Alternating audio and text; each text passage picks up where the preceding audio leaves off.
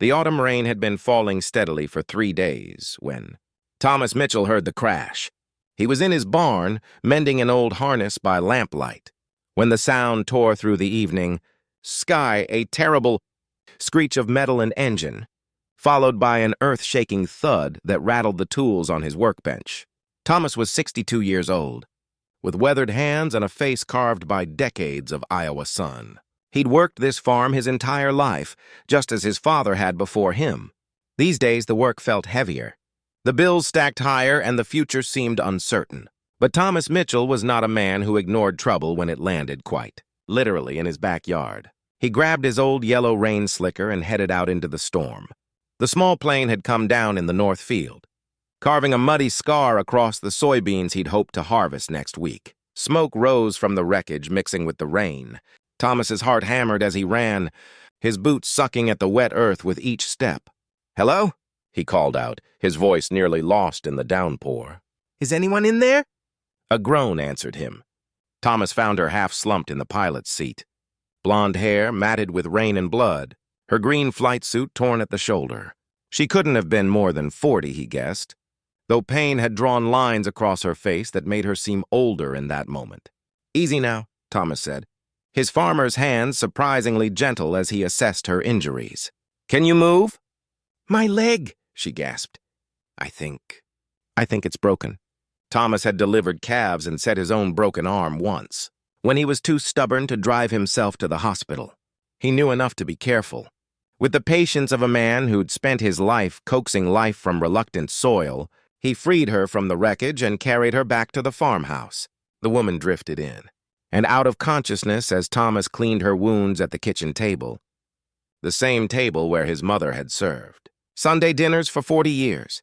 He splinted her leg using boards from an old crate and strips of clean cloth, then settled her in his late wife Martha's room upstairs, the one with the patchwork quilt and the window overlooking the apple orchard. It wasn't until the next morning, when she finally woke properly, that he learned her name. "Victoria," she said, wincing as she tried to sit up. "Victoria Sterling." "Thomas Mitchell," he replied, setting down a bowl of oatmeal on the bedside table. "You gave me quite a scare last night." Victoria looked around the simple room, the faded wallpaper, the handmade curtains, the photograph of Thomas and a smiling woman on the dresser. "Where am I?" "My farm, about 40 miles south of Cedar Rapids. That was quite a landing you made." She laughed, then grimaced at the pain it caused. "Some landing. Engine failed over the storm." "I thought—" She trailed off, and Thomas saw her eyes glisten. "You're safe now," he said simply. "That's what matters." Over the next few days, as the rain continued and Victoria's leg began to heal, they fell into an easy rhythm. Thomas would bring her meals and sit with her while she ate, and they would talk. She told him about flying, how she'd learned as a young woman and how it made her feel free. He told her about the farm, about Martha who'd passed 2 years ago, about the satisfaction of watching seeds become harvest. What Victoria didn't tell him, at least not at first, was who she really was. Thomas had no television, only an old radio he listened to during planting season, and he'd never been one for newspapers beyond the local farm report. So he had no way of knowing that Victoria Sterling was the CEO of Sterling Technologies, that her face had been on the cover of Forbes just 3 months ago, or that her company was worth billions.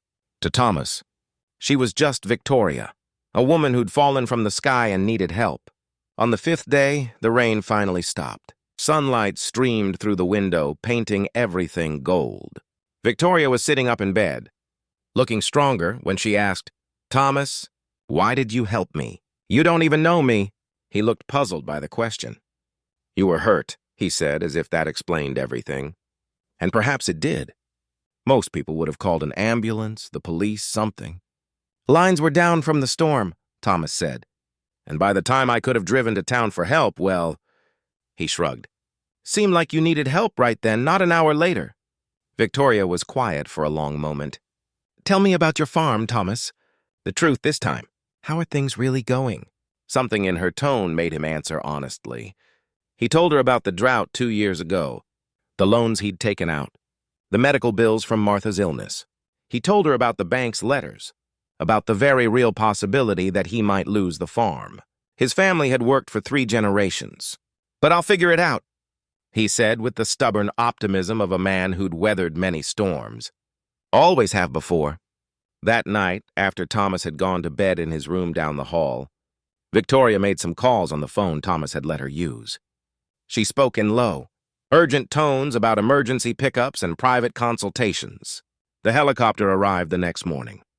Thomas was feeding the chickens when he heard it, a sound very different from the crash that had brought Victoria to him. He watched as it landed in the field, watched as people in expensive suits emerged. Victoria was dressed now, leaning on a crutch Thomas had fashioned from a branch and old padding. She looked different, more polished somehow, even with the bandage still visible on her forehead. "Thomas," she said, and her voice was gentle, "I need to tell you something." She explained then about her company, about who she was. Thomas listened, his expression never changing. "I see," he said when she finished. "Well, that's quite something. You're not angry I didn't tell you?" "Seemed like you had your reasons." He smiled. "Besides, didn't change the doctoring any, did it?"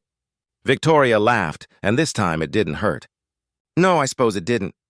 One of the suited people approached, speaking urgently about stock prices and board meetings. Victoria waved them away. "Thomas Mitchell," she said formally, "you saved my life. You asked for nothing in return. You showed me kindness when I was at my most vulnerable." She paused, and her eyes were bright. "How can I repay you?" Thomas thought about it, looking out over his fields. At the farm that was both his burden and his love. "Guess I could use a new tractor," he said with a small smile. "Old one's been giving me trouble." Victoria smiled back. "Done. And Thomas? I'm paying off your loans, all of them, and setting up a fund to keep this farm running for the next 100 years if you want it to." Thomas opened his mouth to protest, but Victoria raised her hand. "You taught me something important," she said. "I'd forgotten what it was like when helping someone was just helping someone. Not a transaction, not a networking opportunity, not a tax write-off. Just one human being taking care of another." She reached out and squeezed his weathered hand. "That's worth more than all